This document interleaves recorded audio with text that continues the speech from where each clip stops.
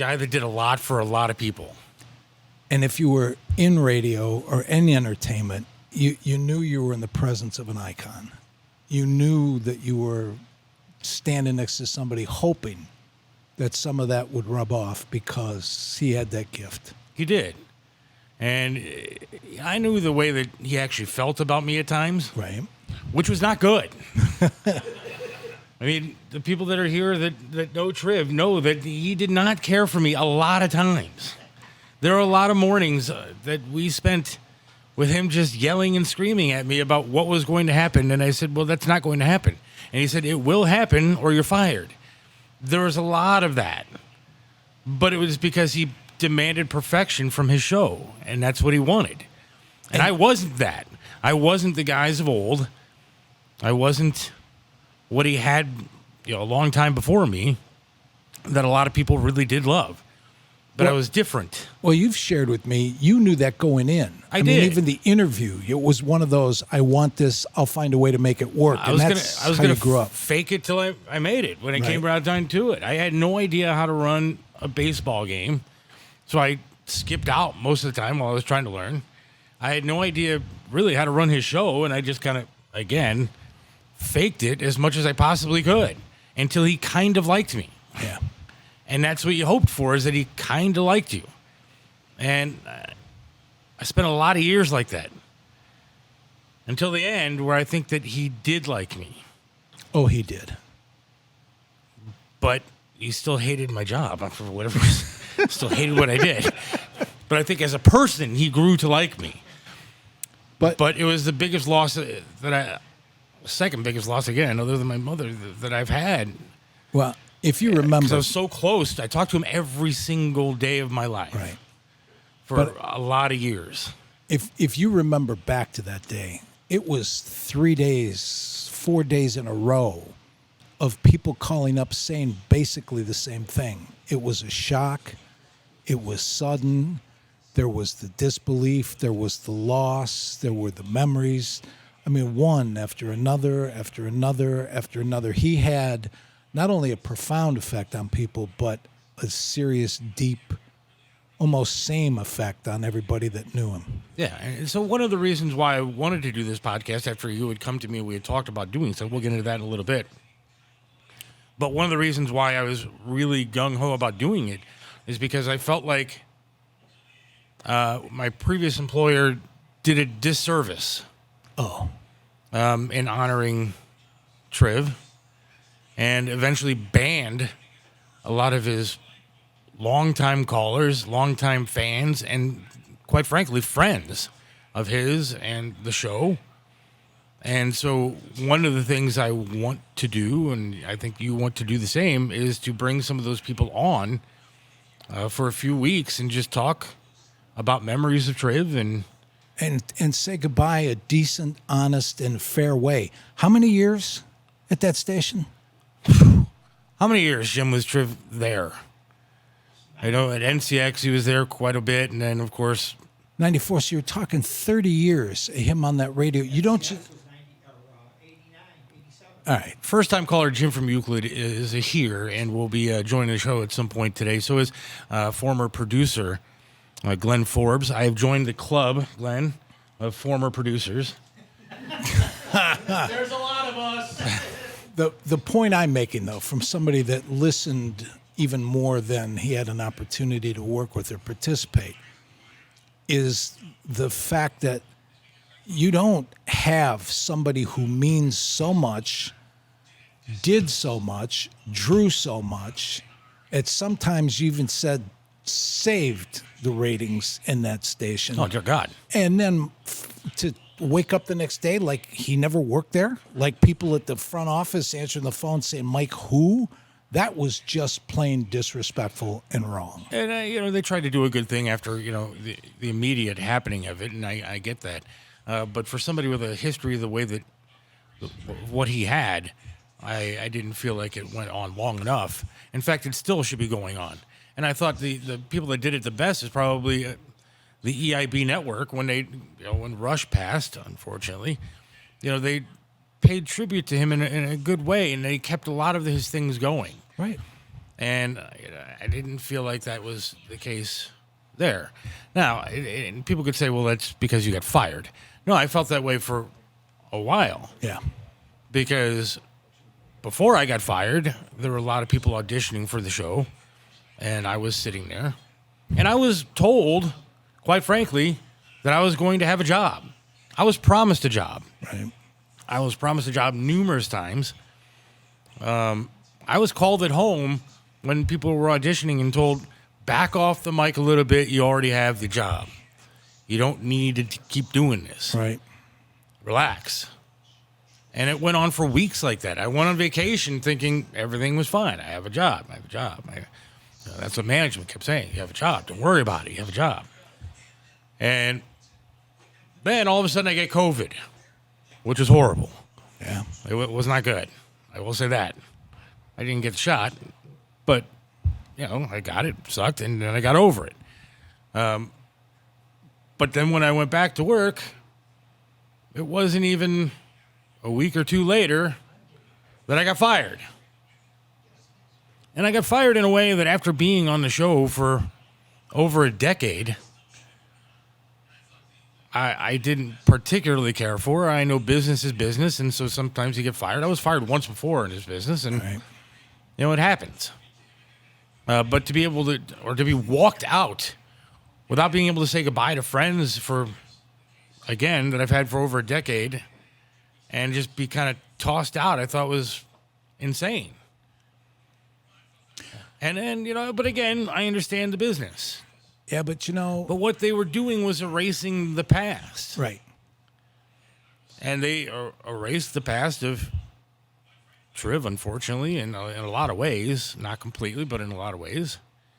And then they got rid of me. Well, I'll disagree with you just a little bit on that, because what we're talking about, what we're still trying to tap into, why we're doing this show, is because who Triv was, what he created, and what the people that listened, followed, called, and worked for him created can't be erased. And that is what's missing, not only here in Cleveland, but on radio today. And that was the reason why I first gave you a call and said, wait a minute, there's a big hole that needs to be filled. And it's not about his shoes.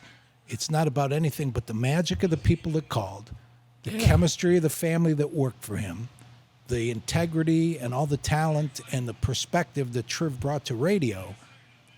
And the fact that this is Cleveland, Ohio, you stir all that up in the same pot, you can still make a hell of a soup.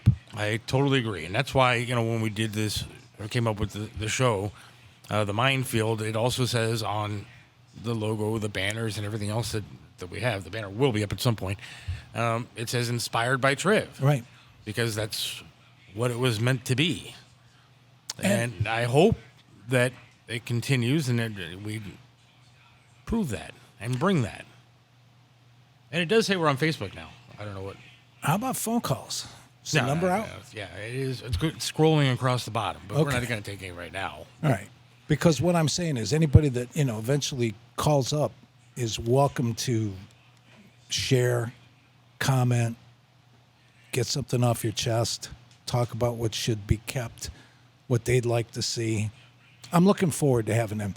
And the reason why is a few weeks ago, because we haven't even gotten to the story as to why we had the benefit, but all the people that were in attendance there were just really excited to see each other, visit with each other, introduce themselves, recognized each other it was almost like a big extended family.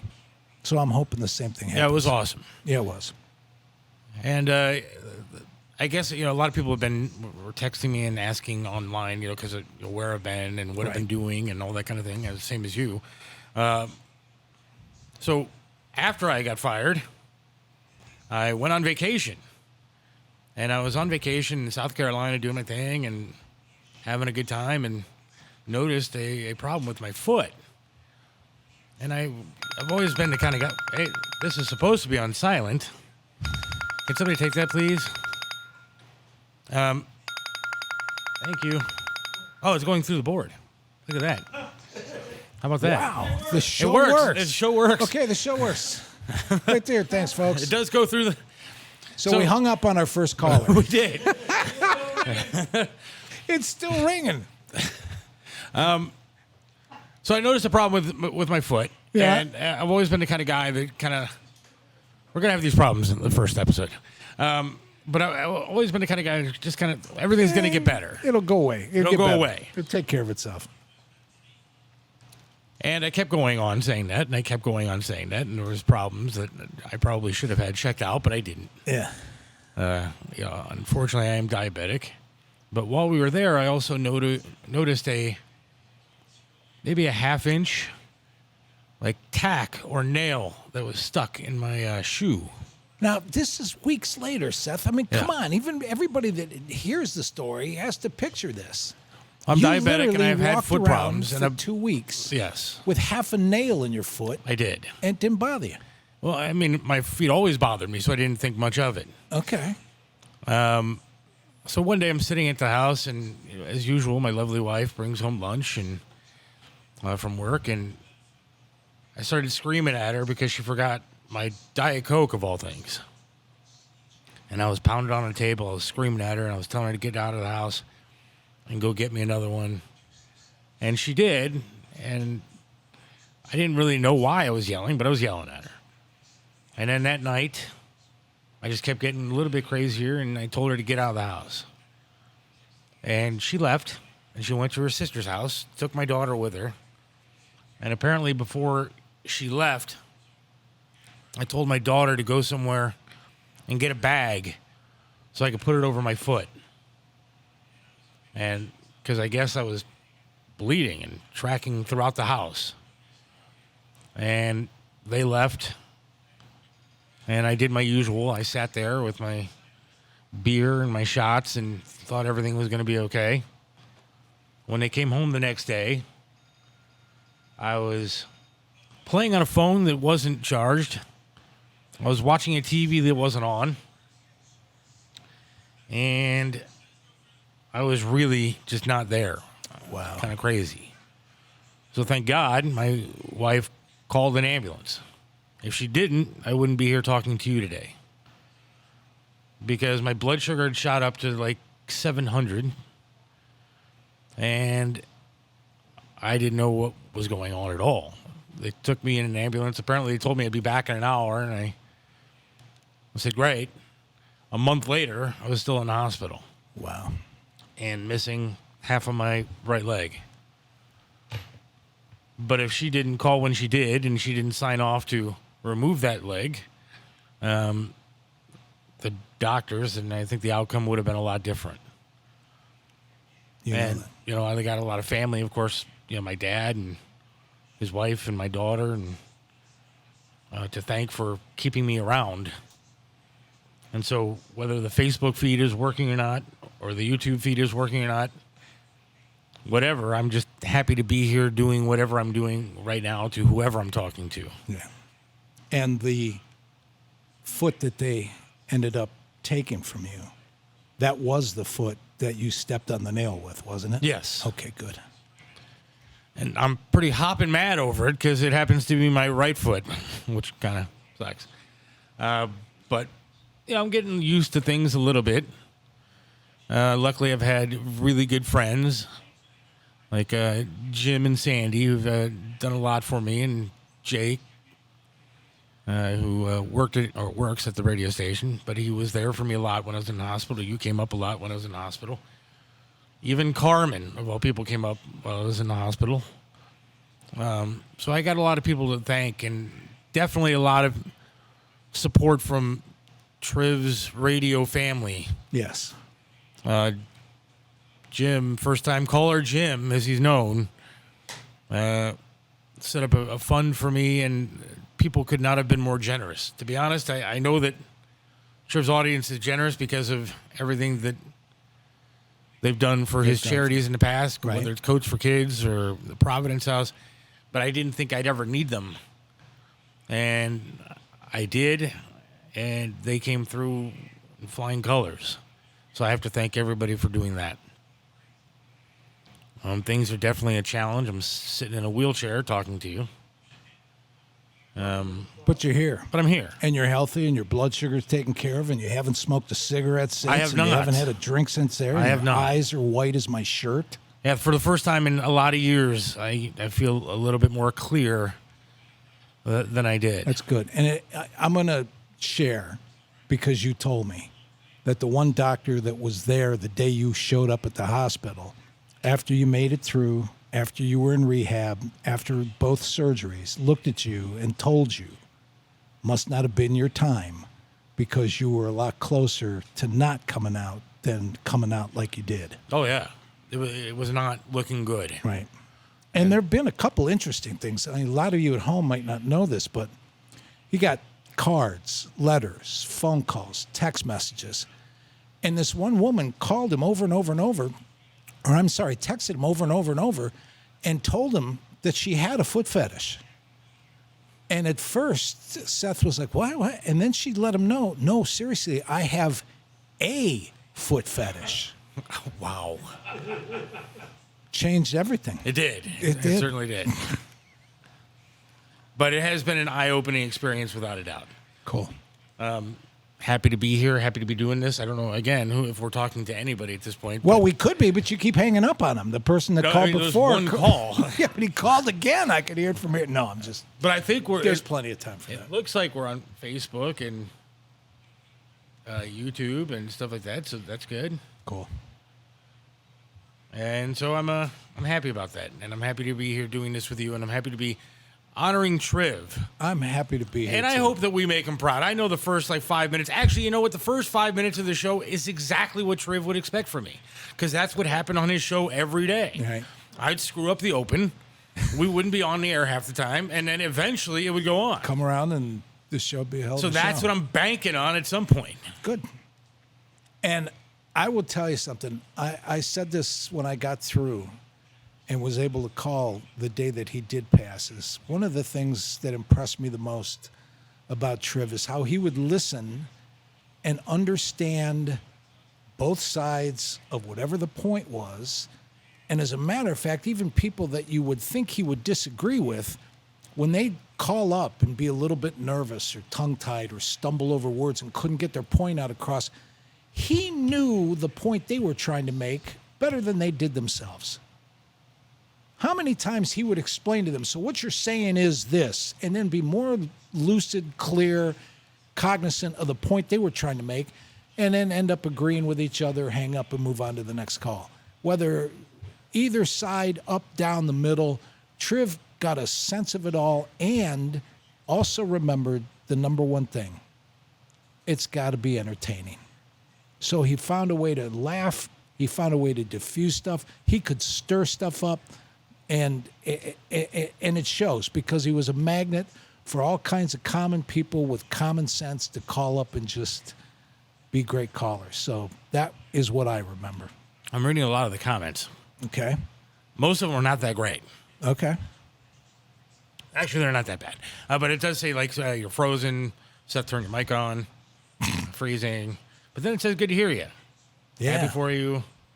And then somebody just yelled, Seth. I don't know if I'm going to get in trouble, but I'm going to do it anyways. Seth! Seth! Seth! That's the voice that I miss. Yeah. And that's what I want to honor for a while Yeah. with a lot of people. And I'm excited about that. But we are going to... This show will progress. Sure. The video will get better. The audio will get better. Things will get better. Yep. We'll have better guests and better callers. Well, I don't know about better guests. We have great guests coming up today. We'll have some guests and more callers. I mean, they're okay. No, I know. No, they're great. Right. And I'm looking forward to having, again, Jim from Euclid will be on in Right. just a little bit. Glenn Forbes Glenn is going to be Forbes on will for a little later. bit. I want to thank Billy Morris and Audio Base Studios for having us. Yeah. And since we're airing it all out and just working our way through this, do we have commercials? Yeah, we do. Good. But do we? Are they actually going to be able to run? It's funny because I keep watching the screen. It keeps pausing on me, which I really don't like. It's like Okay. frozen on my face. I get two guys, or at least one guy, face for radio, doing a video podcast. Well-oiled we are, which is fine. It doesn't matter. Yeah. Our first commercial's for Aaron Sign Company. All our friends out at Aaron Sign, give Jim a call. Aaron Signs has dedicated themselves to becoming the complete one-stop shop. Their friendly and professional staff will help you build your company brand and chemistry and identity from start to finish. One stop means you get the complete package from one location. Custom logo design, vehicle graphics, business cards, outdoor corrugated plastic signs, yard signs, business banners, custom t-shirts, storefront marquees, and much, much more. If you've got any kind of repair problems, if you want to upgrade, Jim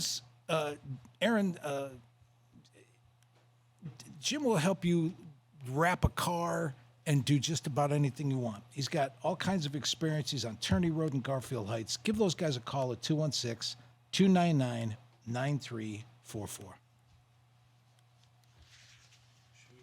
And it's not much of a break. Let's work on getting the next guest around the curtain. You want to get Jim up here? Come on up. And I'll do one more. All right. Do one more. You're going to do one more? Yeah. All right. As Jim comes up. As Jim comes in and sits down. Just pick one. It doesn't matter. All right.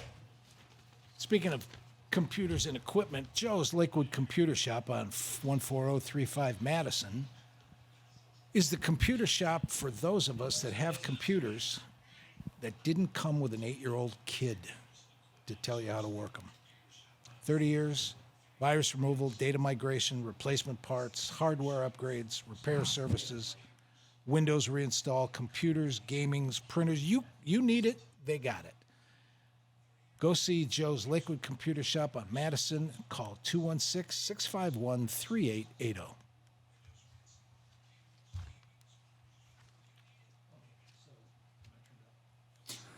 Okay, so this is our very first Billy Morris. broadcast. Ladies and gentlemen.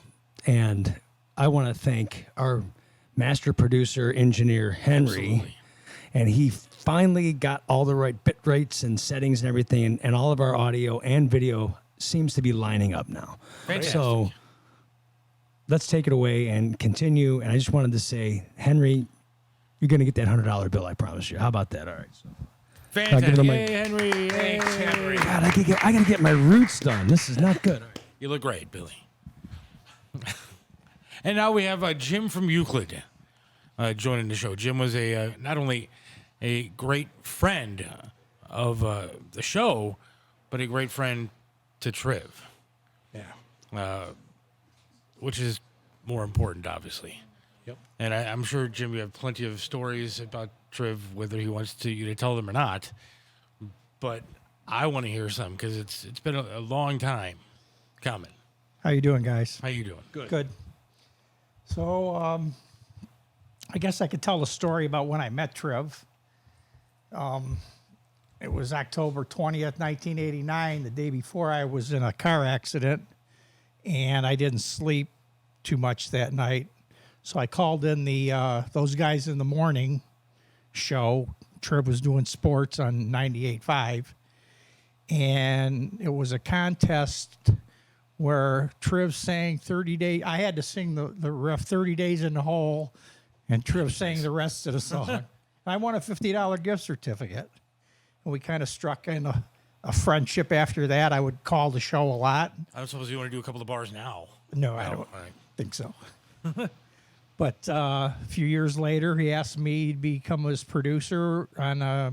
We went out to Vegas to do the Tyson Ruddock fights. And that started a 30-some year friendship. That's fantastic. Some of the stuff that I remember you telling me about it. Tell them about the Steve Wynn time. Because if it was me, Triv would have murdered me on the spot. But he got away with it. He's got to tell that story. All right, how? First time I'm a producer, so I asked her, what am I supposed to do? He goes, well, just line me up interviews. We're there for the whole week. I go, yeah, anybody you really want? He says, I really like to talk to Steve Wynn. So I'm trying to get Steve Wynn all week, and they're just not even listening to me. So finally, the night of the fight, About 2 hours before the fight went on, Steve Wynn's people come up to me and says, Steve will interview with you. You got 5 minutes. Told Triv he's ecstatic. He interviews him for 30 minutes. And I didn't press the record button down at the same time when you did play. So we had 30 minutes of nothing. See what I'm telling you? And people at home think this show's off to a rough start. If that was me, he would have left me in Vegas. Yeah, you would have had to walk. Would have been home. the other time that I got stuck in Vegas. But yeah, But the second time. huh? second time. Wow. But no, he was a great guy. A lot of people don't realize the stuff he did for people that no one even knows about. People he helped out and stuff like that during the years. And that's just it. I mean, he did a lot for me that I would never tell even on here because he was just a generous, caring guy. And Everybody whether- knows Coach for Kids, but Yeah, of course. And they know the Providence House. They know Right. what great things he did there. But they really don't understand that he was just a nice, sweet guy that didn't want to know that he was a nice, sweet guy. exactly. And again, he did things for my wife and I that I would never talk about because there's no need to. For the amount of times that I got screamed at and told to get out of the room. One time he threw a lamp at me. Were you there, Glenn? Yes, I was. Yes, yeah, because he was so mad. He didn't understand what I was telling him. And he got up and he was so angry that he picked up this lamp because instead of hitting me, the lamp was a better option. Right. And so he threw the lamp at me and walked out. And it was probably 10 minutes later that the guy called up and said, sorry. And he hung up. That was all he said. Sorry. That's true. But it was the best sorry that I think I ever had. Bingo. Because I could tell that he meant it, and he was just that guy. You knew when you walked out of doing a show with him whether you did a good job or not. Yeah. Yeah. There were days where you could tell he just hated the show. And you didn't know whether it was your fault or not, but he just hated it. Yeah. He hated whether he did a good job or whether we did a good job. He just didn't like what we did because he was a perfectionist. When we were out in Vegas for that first time, we were doing a show. Well, they started at 5:30 Cleveland time, so we were there at 2:30 to set up, 3:30 to start. So we'd get done early in the morning every night or every morning when we were done. Triv would go play some blackjack, and he'd win about $1,200-$1,500. Then he'd go over to the crap table, and he'd lose it. And after about 3 days of this, I says, why do you go over and play craps? You win all this money, and then you lose it. So the fourth day, I just went to bed after the show. He comes up a few hours later, wakes me up, goes, put out your hand. I put out my hand. He puts $15,000 worth of chips in my hand and says, that's why I play craps. He did like his gambling. I'll say that. There were times where we would go to the casino out in Northfield before like one of the Brown shows or whatever we had, and you'd say, because his line to me all the time was, Seth, let's go smoke. I mean, that's the one thing, man, I would smoke. One of the reasons why I'm sitting here in this wheelchair, because I would go out and smoke with that guy 1,500 times a day, it felt like. But we went outside to smoke at the casino, and we'd go to the patio where they have like the slot machines. And he'd take some money, put it in the slot machine. 5 minutes later, it's gone. Some more money, put it in the slot machine. Gone. I mean, my entire paycheck would be spent in 10 minutes out on that patio. I mean, I didn't make a lot, but still, it was gone Right. in 10 minutes sitting on that patio. But he knew what he had to play around with, and he had fun with it. Yep, he did. And That was that's- his enjoyment, That was his enjoy. That his exactly. vacation. That was it. He didn't want to get on planes anymore. He didn't want to go to Vegas anymore. So he wanted to play cards and have a good time. Yep. And I love that about him. So, Jim, how did the bit of you being the perennial, everyday, first-time caller take off? Actually, I really don't even know. He just started it. I called in and he says, are you a first-time caller? I said, yes, I am. And it went on from there. I can tell you how. For years. Go ahead. Because we had a button that was sponsored for the first-time caller. So every time we get a first-time caller, you'd have to hit the button, which some sales guy got paid for, and so that's what he did. Still waiting Right? for my roof, Absolute Roofing. Yeah. And so, he would have to hit the button. So it was a good way for every time, every show, Jim could call in. You're your first time caller, and you hit the button. Yes, I am. But Jim was probably one of the best callers, if not the best caller that we had on that show. Of course, Tony Masaccio always called in, and we had some really great callers. But Jim, I know, was one of his best friends, if not his best friend. Yeah. And I think that's just awesome. And I know how much he cared about you. I've seen one of the best things is on Sundays, and I didn't get invited for a long time, but on Sunday mornings, he loved to go to breakfast. Goldies? Goldie's in Strongsville. And he would literally drive from his house Right. on the east side all the way to Strongsville to go to eat Goldie's. Yep. And he would meet you, your lovely wife, Sandy, and a bunch of other people. Yeah, we finally let you come. And you finally let me come. But that became a Sunday morning tradition. And again, it was one of the things that I loved most about him was having breakfast with him on a Sunday morning. Yeah, I miss the 6:30 in the morning text smoke. What are you doing? What are you doing? Or call? Yeah. Yeah. It would happen every day. What are you doing? Some of the best times of my life were on a Saturday. I could tell when you weren't available, Jim, or nobody else was available, and he would call me, and him and I would talk literally for an hour, sometimes longer than that, just about radio and about life. And it made me, I've worked with a lot of people in radio. I've worked with a lot of people that thought they were stars. Triv was a star. But didn't show it. It didn't show it, but it was an honor and a privilege when he would call you and talk to you for an hour just about life and about radio. Yep. And to hear his stories, it was just a blessing for me. I don't know how many times I've heard some story 10 times. Right. But you'd still want to hear it the 11th. Absolutely. And that made him great. And he knew what to talk about on the radio. He knew if he was stuck for something to talk about on the radio, the Browns moved, Art Modell. But they were still great stories because he had a billion of them. Is it Rittman or Seville? Is it Raymond or Seville? Is it a soup or a chowder? I can't remember how many times him and I talked about whether it was a soup or a chowder. And the thing is, we would not only do it on the air, but we do it off the air. Off the air. While you were smoking. One of the best breakfast times, and you guys have to remember this, the waitress there, who's a sweetheart. Megan. And she always takes care of us waits on us every Sunday. We still go there in honor of Triv Yep. every Sunday. And it's fantastic. But one of the best times, he told my wife, who's a bank teller, he's like, Heather, get a roll of quarters from work and bring them on Sunday morning. Sorry, bring them on Sunday morning. And when we got there, he started tipping her throughout breakfast with this roll of quarters. So every time she walked by, she had her little apron on, he would dump a quarter in. Or put her hand out and he would dump another 2 quarters in.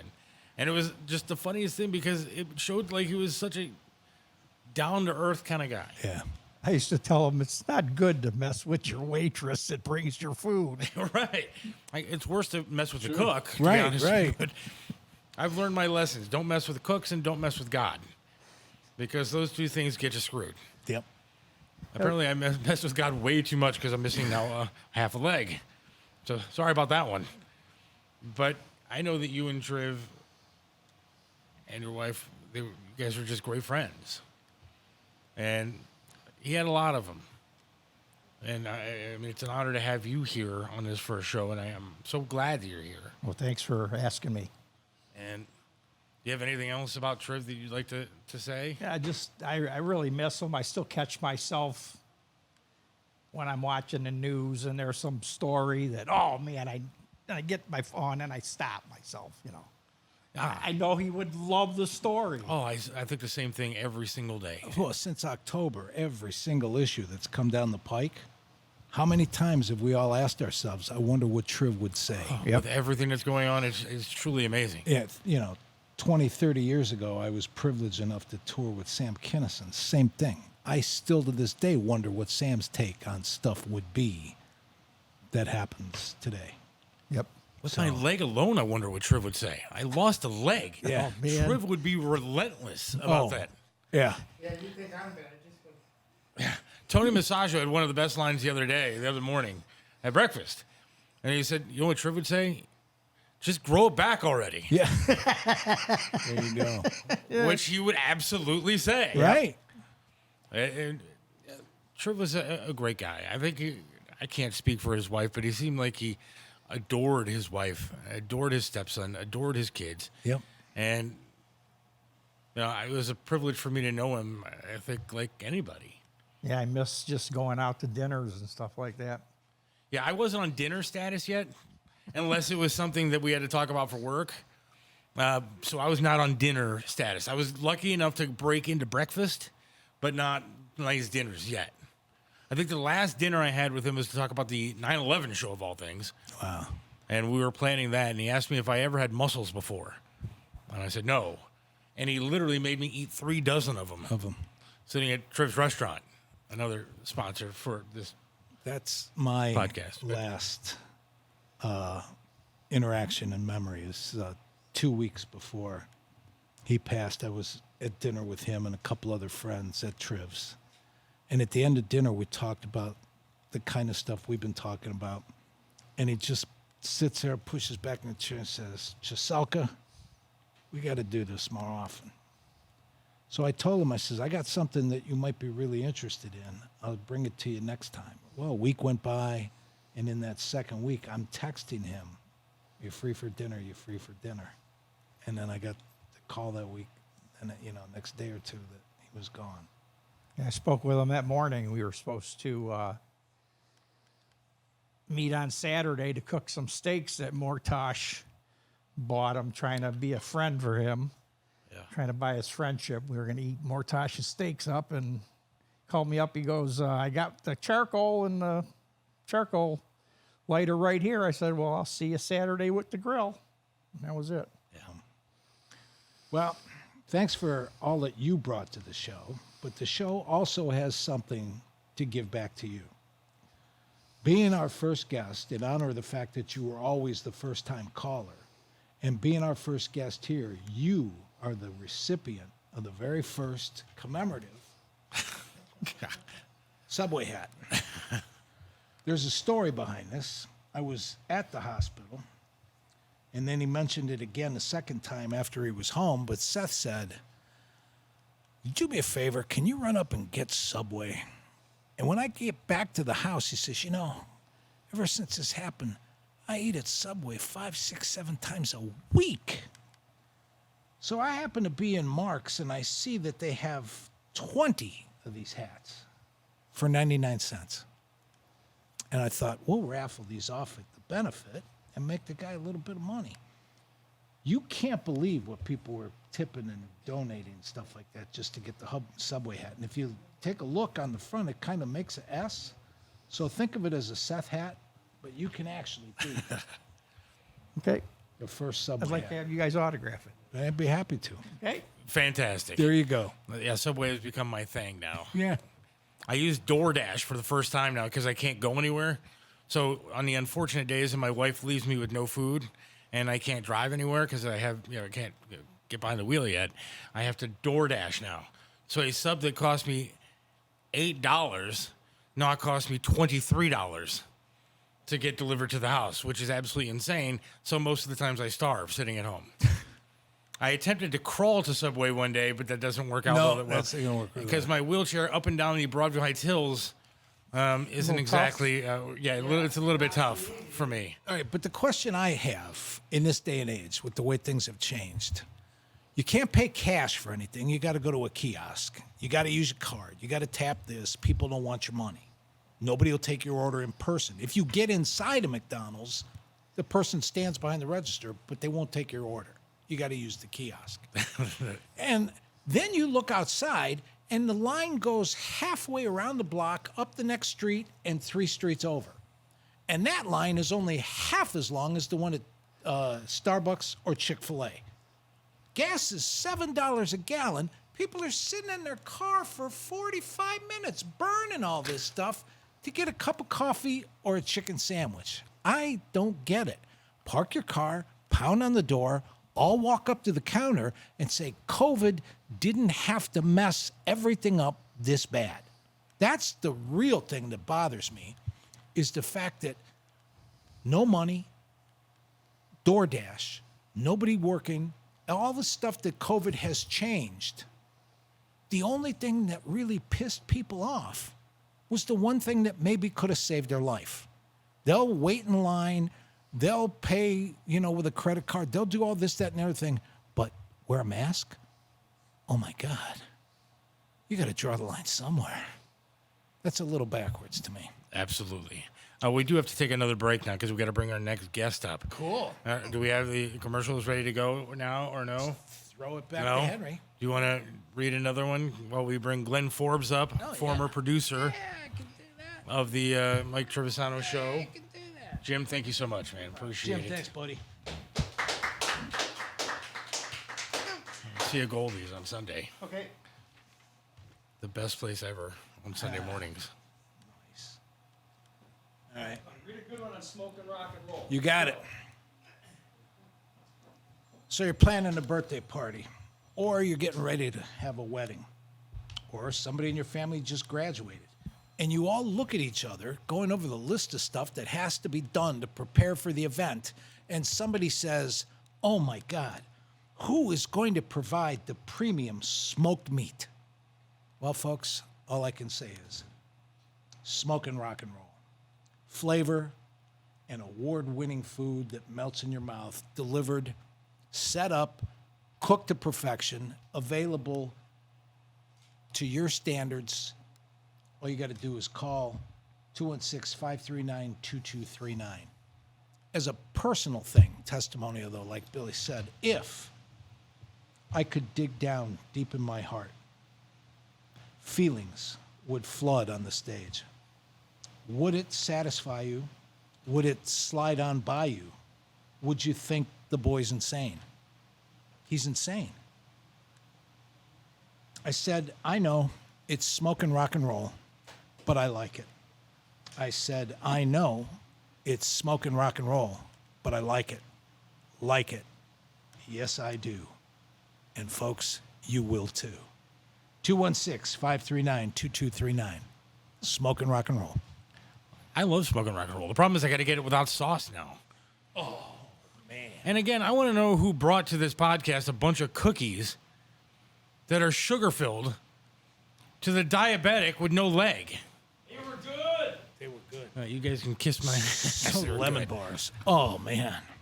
Glenn Forbes joins us now. Thank you very much. How do I follow that? Former. How do I follow that live read for Smoke and Rock See, and Roll? we do it right here. We do live reads.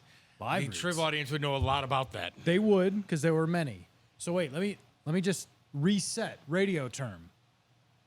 What are we on? What am I on right now? Currently, YouTube, Facebook, and Twitch. and it it's called appears- what?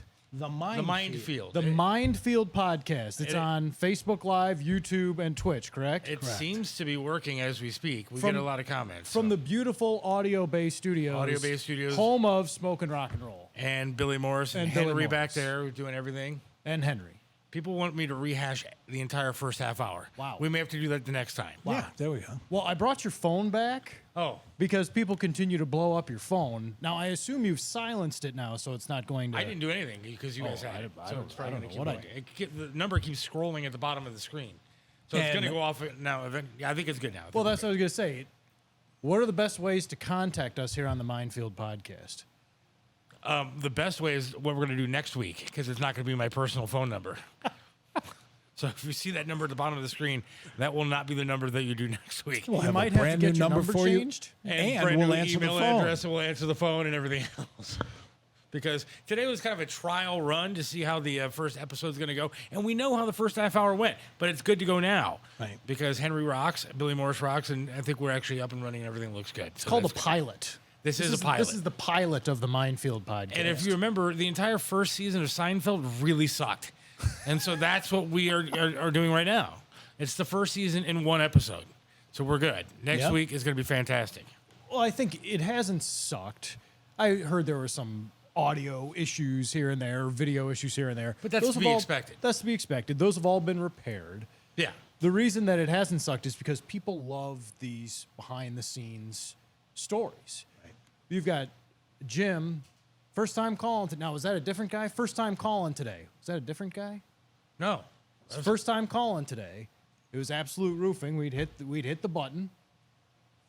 And I think you're absolutely right. I mean, that was done to get that mention in as many times as possible.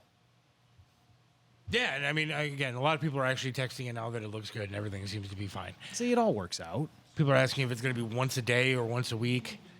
I think we're going to do it once a week for now. For But now. it will.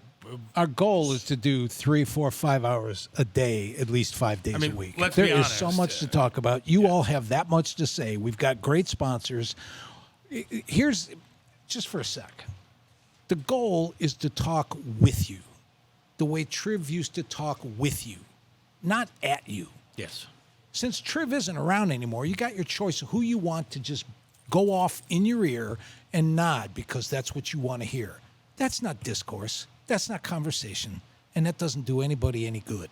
So what we'd like to do is talk with you to learn as much from you as we put out and back and forth and get back to that whole family thing that we were talking about. And the good thing is if the first half hour is kind of messy, I really kind of laid it out there about my former employer, so they didn't hear a thing. So that's a good thing. There you go. I'm still employable. Yeah, So that's so good. you got to get it off your chest and you didn't tick anybody off. I got a question for you guys, though. What's that? How did you come to a decision to make the guest chair the throne here in the middle? Okay, you want me to be honest? Yes. Somebody was driving down the street, saw somebody's garbage, put it out there, God's sakes. and we picked it up You and, have got and to put be it in the kidding back me. of a truck. And So stuck I'm in, sitting on garbage, is what you're saying. Well, we sprayed it. I mean, and We did nothing spray. crawls out of it anymore.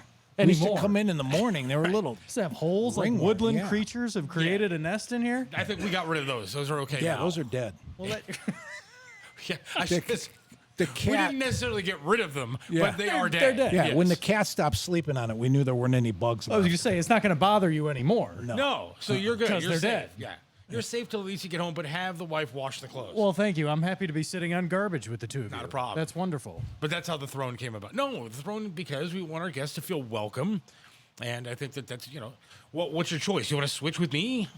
I do not can want to have the switch with you. I wheelchair if mean, you'd you like. you have a chair. It's not very comfy. My chair has wheels too. Giselka's chair has wheels. You want to see this seat after sitting on it for 10 hours a day? I don't think so, Not my friend. necessarily. So let's not go there. I mean, we can switch seats. But I just wanted to know. you were with Triv for how many years? Not very long. Well, no, I mean, You were with Triv for a while, I was. It was about 6 years. and you started in the newsroom. Sitting next to him. So yeah, 7 years at TAM, 6 years in the newsroom. When I first came on, it was you and Goldman. Yeah. Goldman was the producer, and as it was explained to me, Triv had kind of wanted to change the formula of the show and have a smart guy that he could rip on. Yeah. And we all know that Goldman is probably one of the smartest guys Oh, without a doubt. we've ever met. Yeah. So we used to make fun of him. Well, Triv used to make fun of him, how many college degrees he had, how many, and Goldman was popularized the phrase Triv to Goldman. I'd like to stab him. I'm going to stab you with my Sharpie. I'm going to take the Sharpie. I'm going to stab him. I heard that so many times. Because Goldman would kind of talk in circles, right? Not really, but I mean, he would say things that maybe wouldn't be as easy to compute. He for wasn't Triv. speaking Triv. He wasn't Right. speaking Triv. Oh, it's funny because you guys were talking about how many, Triv things that you remember and Triv things that you talk about, and God, there are countless. But one of my favorites was, if it lives on the land, it's an animal. If it lives in the water, it's a fish. I said, so what about a duck? Is that it lives on both? Okay, what about an alligator? It's a fish. If it lives in the water, it's a fish. I mean, just those little things. And the last I heard from Triv, not directly, but a week before he passed, you actually called me, if you remember this, and you had a message from Triv. And there was a national story somewhere. A guy was accused of a mass shooting, and they let him out on bond for like whatever, $10,000. It was not a high bond Right. for somebody accused of such a heinous crime. So I pick up the phone. It says Seth Williams, and you and I had talked a fair amount Right. in the 4 years since I had been removed from the building, much in, I wouldn't say the same fashion you were, but similar. And Seth says, Triv's got a message. I said, okay. Did you see the story about the guy who got out on the bond? And before Seth could even finish, I said, the greatest judicial system in the world. Now, my argument to Triv was always, listen, neither you nor I know anyone who's not a judicial scholar would know enough about the judicial systems around the world to make such a judgment that we have the best or the worst judicial system in the world. But that was the last kind of contact I had with Triv. It was through you. Triv wanted me to call. And I know when you call me twice, That pick up your phone. Triv has a message. that meant that Triv was waiting to Yeah. hear what my response was. So you had to call me twice to make sure I picked up. That's what a lot of people didn't understand. Like, I wasn't calling you as a friend. I was calling you because Triv told me to call you. Right. Get Like, him on pick the up the phone. phone. It Right. doesn't mean that I like you. It doesn't mean that I'm calling to say hello. It means Triv wants me to say something to you. I did the same thing to Billy and everybody that I would call. Okay, Billy Morris, I love you, but I wasn't calling to talk to you. It was because Triv was saying, call Billy now. And he wanted an answer. The amazing thing was what became part of our jobs that had nothing to do with what our actual jobs should be. You mentioned Triv's in Strongsville. Poor Michael. Oh my gosh. How much did we have to harass that poor guy? Yeah. And the chef and the hostess, he had that one chef with the New York accent or whatever. Yeah. He would force him to get on the air and say, pan-seared. We got this Chilean sea bass. It's going to be pan-seared. He had to say that. We had to bother the hostesses all the time. He would have me call poor every Michael. He'd have me call every single day, at least 2-3 times a day. I don't know if you were around for this or not, but I think you were. And I would have to ask what the soup of the day was.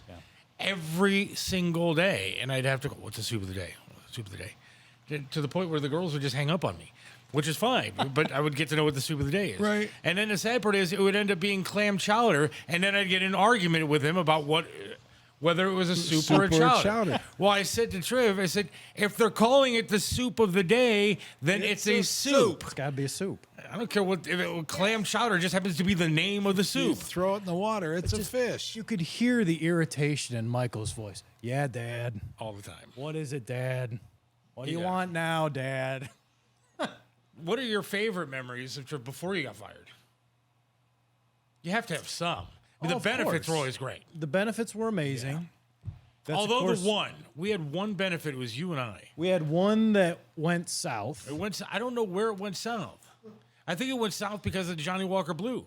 To be honest with you, It might have gone south because of Johnny Walker. because he would have me going out on stage every 35 seconds to get another glass, and I could tell things were just not going well because he kept asking people to come back up on stage for one of the Coach for Kids benefits, Right. to redo their stuff. And at the end of it, Glenn and I looked at each other because he said, "That's it. I'm retiring. It's over." Something you said before really stuck with me about doing the radio show itself. You knew when he was not happy with the show. Yeah.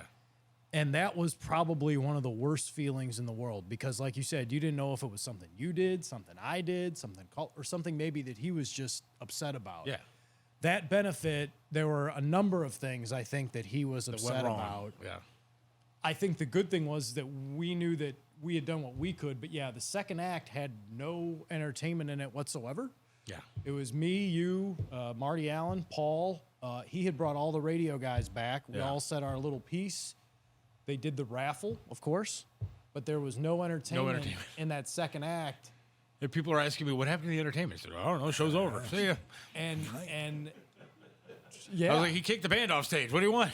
and I believe that Triv and Tammy left that night. They did not stay at the Hilton. I'm not 100%. Yeah, on there that. were a couple of times where he would leave, though, because he was just tired and didn't want to stay. Well, but I didn't think, and that's what I was just going to say. I think the other thing was, I mean, he worked so he hard. did. during those benefits. That week, I mean, we worked hard. Of course, we put in a lot of long hours. But he And it's- did a lot. And it was all on him, and he knew it. I mean, he knew he was the guy that people were going to see. He had to put on a good show. He had to give them the bang for their buck. He would, you know, I do some work now for Idea Stream Public Media. Right. And I wrote a lot about Triv after he passed, and I did some of the stories. And one of the things I wrote was we'd raise $300,000, $400,000 in a weekend for Coats for Kids. And the first thing he said Monday morning was, we got to raise more. Yeah. How do we make it bigger? How do we make it? We would start planning the next one Right. the day after Right. the one just happened. We'd fill sorry, Mike. We'd fill a massive truck for 2 men in a truck. We had Berea moving and storage. Berea moving and storage helped us out a lot of times with Providence House. We would fill a massive truck, get God knows how, with supplies, paper towels, toys, you name it. We'd get, I don't know how many monetary donations, gift cards, stuff like that. He'd want a bigger truck. After it was over, he'd say, I'd like to do that again. We got to find a bigger truck. We got to find a way to get more stuff to Natalie and those kids. How about the fact that you talk about ratcheting up the pressure? The tickets would sell out in 45 minutes. God, remember those days? Oh, yeah. Do you remember? People would be calling up. The show wasn't even over, and you guys were apologizing because the shows were sold But out. then he started doing it different. Then he wanted to do it like an hour one time and then another hour, another time and another hour, and kind of spread out because he realized that we were getting the same audience all the time. He wanted people. But he was smart like that. He wanted to give everybody a shot to go. Right. He wanted more people to have an opportunity. He says, if we sell them at 5:30 every time, my 5:30 listeners are going to get a chance. My 3:30, 4:30, whatever, those listeners are not going to get a chance. I want more people there, people who actually want to be there. We actually ended up selling more tickets to the listeners in later years because he didn't want. We loved the sponsors. All the sponsors were great. All the people who donated, but he felt like the sponsors felt pressure to put more of their people in the seats. And those people felt pressured to stay through the, whatever. He's like, I want people there who actually want to be there. Let's free up more tickets for the listeners. I'm reading some of these. I'm on Facebook right now watching some of the comments coming in. Aaron Wolf actually is checking in. Good friend of the show. Dad, she performed at the benefit numerous times. And where's one night, she was super young back then. And she was already up in her hotel room sleeping because she had already performed. And the uncle. Triv had been like, somebody go get her again. And so somebody went up to her hotel room. She's like 12 years old. She's sound asleep. Yeah. We had taken her away because, back then, towards the end of the night, people started swearing and everything else. And so we didn't want her in the room. He's like, go get her again. And so we made her come back down and perform again. It was fantastic. Right. But Aaron is checking in, says, I remember that show like it was yesterday. It was stressful watching it happen. Aaron, good to hear from you. And if you want to feel old, Adrian Wolf is now Adrian Price. She got married recently. She got married. Wow. And Can you believe if you were at those benefits when she was young, I mean, she was 11, I think, 10 or 11 when she started. Yeah. And now she's married, which is shocking. It was photos by Marty also checking in. He says, sounding good boys. He loved working the Coats for Kids and UH events. And photos by Marty. Marty was a great guy and did a lot for the charity and a lot with Triv. Triv loved him. Right. Triv taught me how to do charity and how to do a show revolved around charity, and I've been able to use it a couple times. How many times did he say, everybody volunteers their time? Roger Green at the Hilton Garden Inn, bare bones cost to pay his staff to work. Everything else went to the charity. Everybody volunteered their time. Everything went to their charity. Hotel got some of the money back from the bar, from the cash bar. But other than that, I mean, if they got money from the green room, it would have been a big hit. Oh yeah, that's true too. And Coats for Kids, an organization like that, you've got one full-time employee with the great Debbie Martinko, and the rest are either part-time or volunteers. All the money goes to charity. If you're going to do charity, you do it the right way. You volunteer your time. You make sure as much money as possible goes to that charity. I've always carried that with me. And the other thing is, when you're doing a charity show, you make it feel like a normal show. Yes. And I think that's what a lot of people didn't quite get. We had Mike Hargrove on and Bernie Kosar, and you name it. We had the biggest names in Cleveland sports. biggest name in Cleveland coming on, we'd do a regular show. We'd do a good 10, 15-minute segment. And then at the very end, he'd say, and we're out here in the parking lot at 6200 Oak Tree Boulevard, and we're raising money for Coats for Kids or filling the truck for Providence House. He did a show.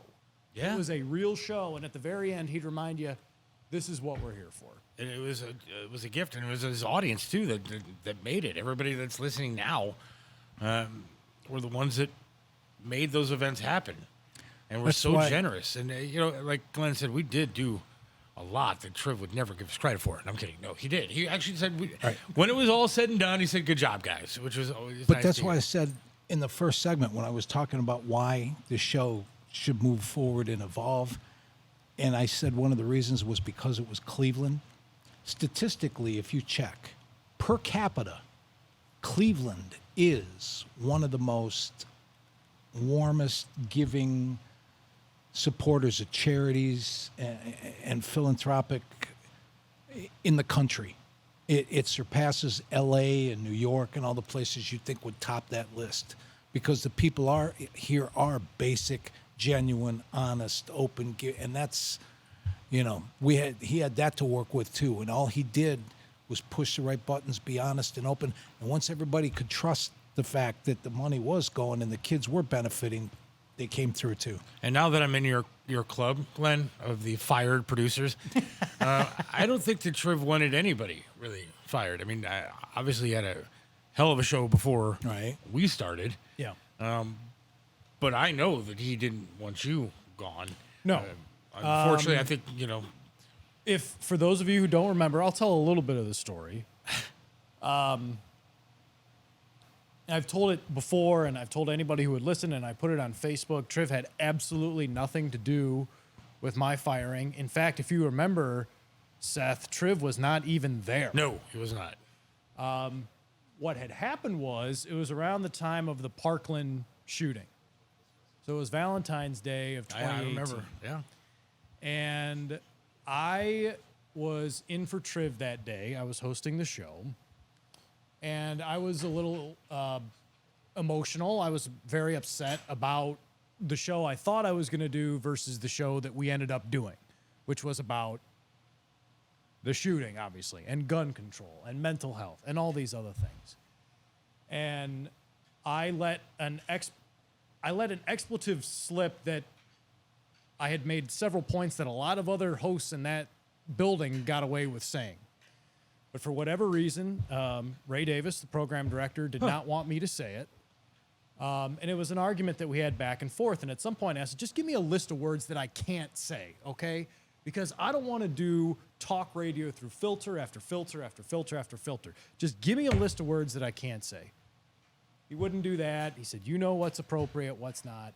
So I let one slip, GD. I let one slip. Because I was upset about the day and the show and everything else. The following day, it was decided, Triv was still out, it was decided that Steve Loomis was going to co-host the show, but nobody had told me until about 2 o'clock. Yeah. And Ray wanted to talk about that expletive that was released by me, and I wanted to talk about the fact that nobody told me I was going to have a co-host for a show I was supposed to be hosting. A lot of other things had built up to that point. And it went south. It went south. Then I came back. They sent me home, didn't learn my lesson.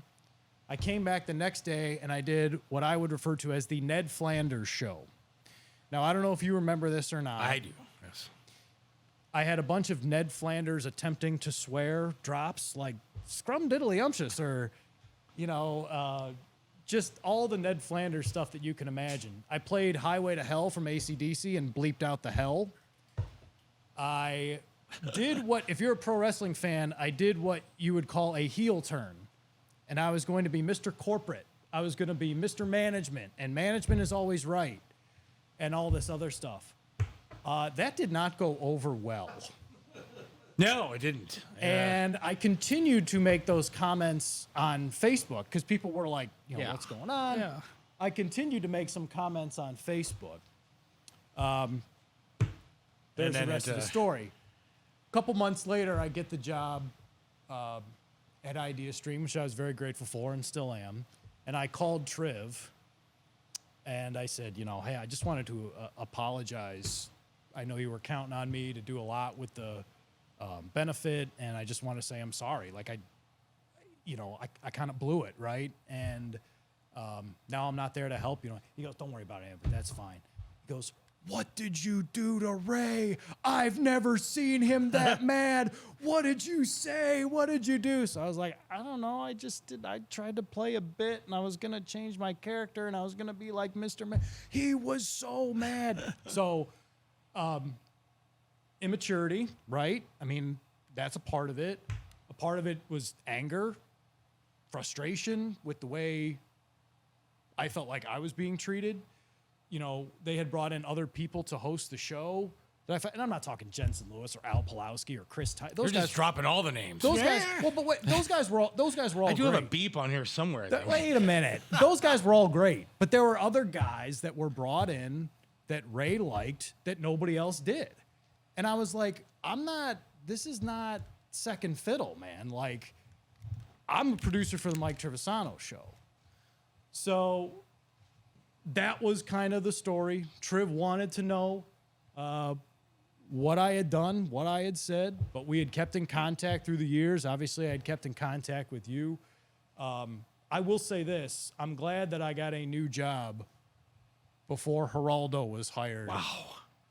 Because I would have hit the ceiling, and that probably would have been the end for me anyway. Well, he's not there anymore either. So He's not there anymore either. And, you know, I know we got to wrap things up because we're running a little bit long here, but I'm not going to call out management by name or anything today, but I will say this. But stay tuned next week, folks. You want me to say? No, I'll say it right now real quick because a lot of people didn't hear the first half of the show. Right. But through my health issues where I did lose my right leg for the most part, luckily it's below the knee and hopefully I get a leg somewhat soon. But nobody up there, except a few select friends, but nobody called and asked how I was doing. Nobody sent a card. No. Nobody came to visit me. And I can put up with getting fired because I get business. Everybody gets fired in this business. Right. And like I said, it's happened to me before. But to not even say, how you doing? Not even say, are you feeling any better?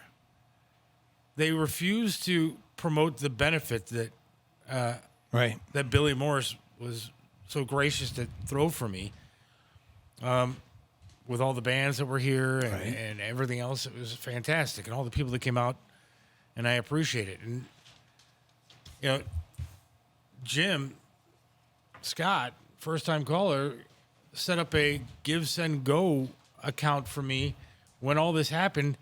He wasn't allowed on the radio station to talk about it. I gave a lot to that radio station. I gave a lot to the people of that radio station. I tried hard. Whether they liked it or not is a different story, but I tried. And you did a hell of a job. And that's why I'm going to stop you for just a second, because you said it's going long, because all the people listening, all the people we're trying to reach, all the reminiscing we're doing, it shouldn't go without an opportunity for us to remind everybody that there's still a way for those of you listening and those of you at home to show your support. Everybody that's participated, commented, going to share the show, all of the stuff that's about to happen, please take a minute, show your support, and go to the following link. Go to GiveSendGo.com, and here's what's the info you need. G358G. And help Seth and his family get through all this and make a little bit of amends for things not being handled the right way. Because instead of counting on anybody else to do it, we'll do it ourselves. I appreciate that. And go from there. I thought it was just odd that Rover was allowed to have Jim on to talk about stuff, and somewhere where I mean, if they called me back today, I'd probably go work because I just love that radio station, and I loved what I did. Yeah. and I loved the people that I worked with, for the most part.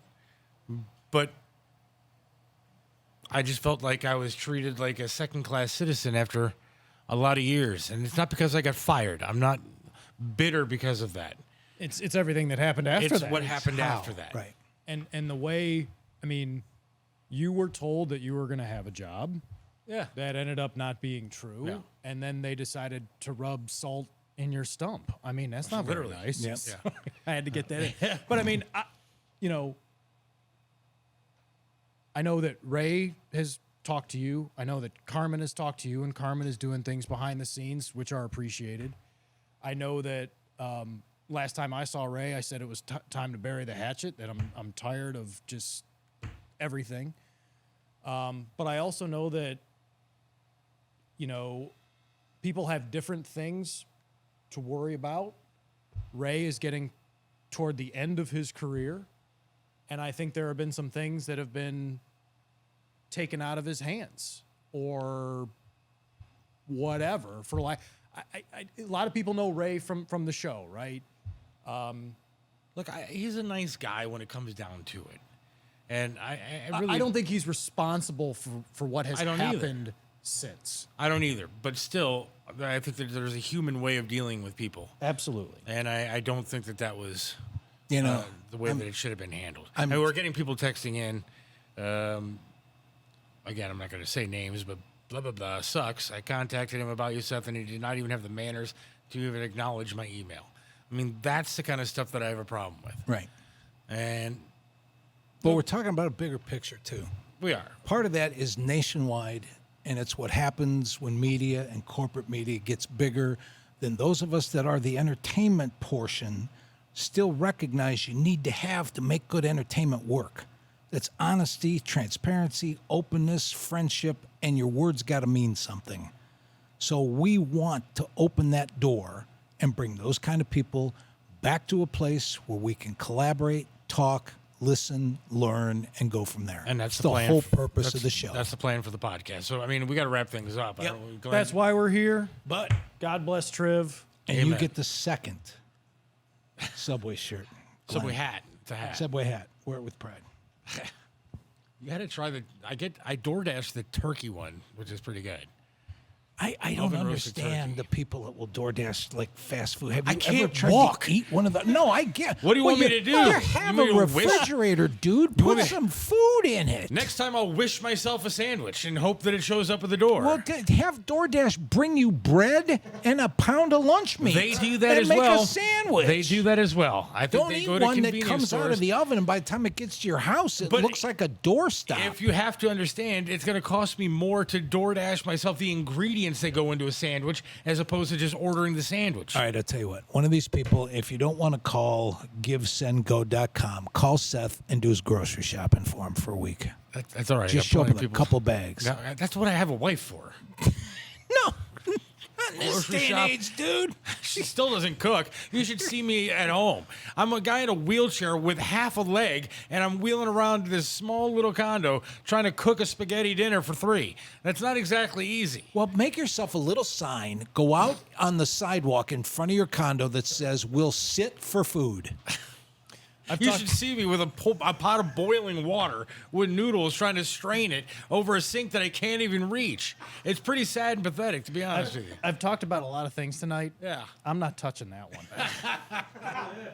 You're on your own there. I'm going to have pal. to get your wife to come over and start cooking. You know, Somebody's I gotta do it. enjoy my wife's cooking, yes. I mean, and then my wife. We have to talk about this more as the shows go on. But now she leaves an obstacle course around the house. She doesn't seem to understand it. Like, I'm in a wheelchair, so if you leave like pants in the middle of the hall, I have to wheel over them. It takes a while to figure out. Listen, It's very difficult. this is wife just pulled away. Well, it's not a shock. We go to the mall. She sits me in front of a store like there's a parking space there. There's no wheelchair parking out in front of a store, so you can go in and shop.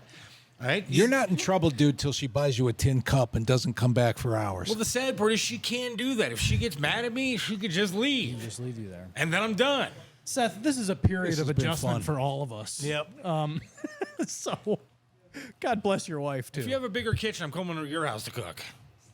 But I guess we should wrap everything up. We Glenn, can do thank you that. for joining. Thanks, Glenn. Much Pleasure being appreciated. here. Hopefully, we have some more things that we're going to have you be working with us on this podcast, and so hopefully that'll work out. I would love to do that. In the meantime, obviously, continue to support the Mindfield podcast. I am part of WKSU Idea Stream Public Media. We have joined forces with the Akron station, so we're able to bring you a lot of regional news from Cleveland. We're not trying to do a Cleveland or Northeast Ohio show from West Virginia. We do it right here. We do it where the people, where we know what's going on. Check out our local hosts. They're great, and I do a lot with the local newscast, so top and bottom of the hour, I'd certainly appreciate it. My dad just texted in saying your wife is a saint. I don't know. Yeah, saint is a little bit of a stretch. When you're trying to hurdle tennis shoes in a wheelchair, saint is a little bit of a stretch. But she is wonderful. I do appreciate everything that she does. And somebody else, Jack Martin, texted in, Glenn Forbes, yes. So we're definitely going to have you back. Thanks, Cheryl Jack. Eastman said, a great show. Somebody else, Rob Fisher says, love Glenn. So we are definitely picking up steam, and I appreciate it. Everybody listening today. First half hour, we were just working out the bugs. And those 20 people listed there on your phone, thanks for calling. Yeah, I'm going to get back to all the voicemails, and we'll try to switch up the phone number next week. You got it. But next Monday, we will be back live once again, 6 or 7, 6, 7, 6, 7, somewhere around there. We will let you know on social media. We'll let you know before then. Follow us on Facebook, Seth Williams on Facebook, Mike Jaselka on Facebook. I don't even know what my Twitter is, because I think it still has the station. So look that up. And You're not a Twitter guy anyway. I'm not a real Twitter dude. No, I mean, so You're whatever. a Facebook guy. I am Facebook. And once again, this is the Mindfield podcast Mindfield on podcast. YouTube, Facebook Live, And Twitch. And Twitch. Coming to you live from Audio Base Studios. Thank you, Billy Thank Morris, you, and thank you, Billy. Henry. Billy. Thank you, everybody, and good night. All the right words, cold and unsaid. It's a mystery to me how we never found time to say them at all. All the right words were all that remained to keep us from breaking down. Now you seem like a stranger to me.